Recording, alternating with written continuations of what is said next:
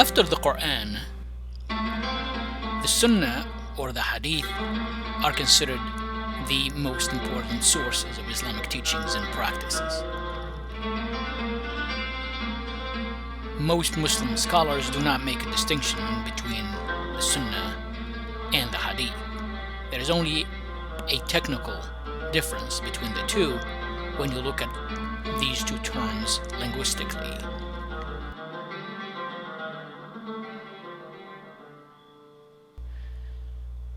Generally, the Quran is seen as divine revelation, not just in meaning but also in wording.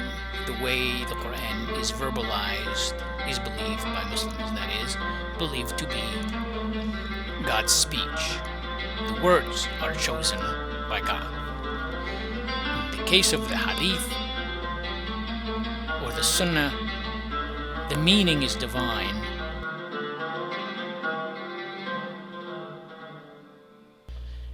And so the structure of a Hadith would be two parts. The first part generally refers to these individuals who pass the tradition from the moment it happened, from the event that is being described by the Hadith to the time it was committed down. The second part is called Matn, and that refers to the moral of the story, what is said, the content of the Hadith.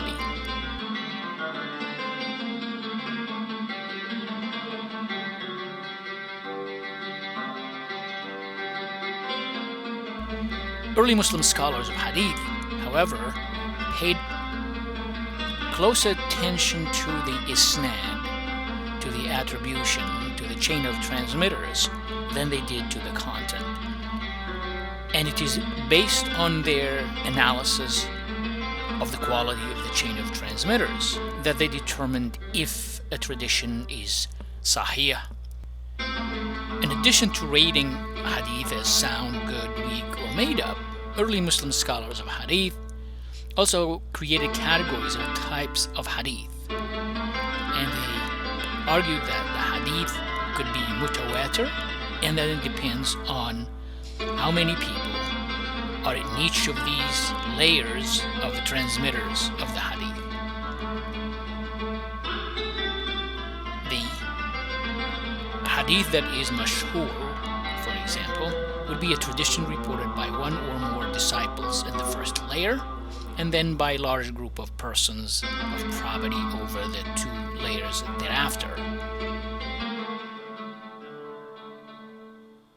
When Muslims start writing down the Hadith, which occurred in the middle of the 3rd Islamic century,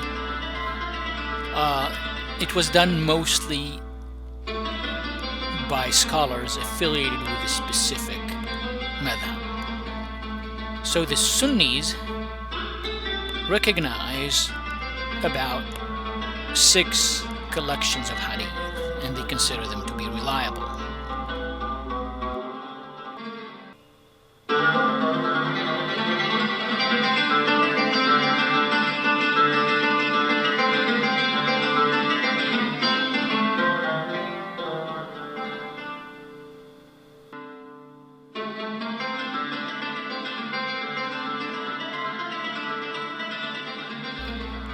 The Shia have also their own collection, and so do the Ibadi Muslims. What we need to keep in mind is that these volumes do not necessarily contain unique Hadith or unique Sunnah. It may be repetition. What is changing generally is, or what is different, is in the chain of transmitters.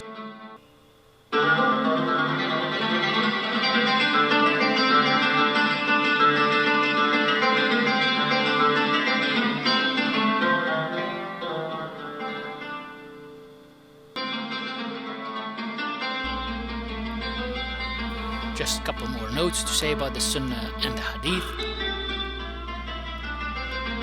Without the Sunnah, Muslims would not be able to perform the mandatory daily prayers in the unified, unique way that Muslims do, regardless of their schools of thought. This is to emphasize the importance of Hadith and the Sunnah, is that the Sunnah gives shape to Muslims' practices.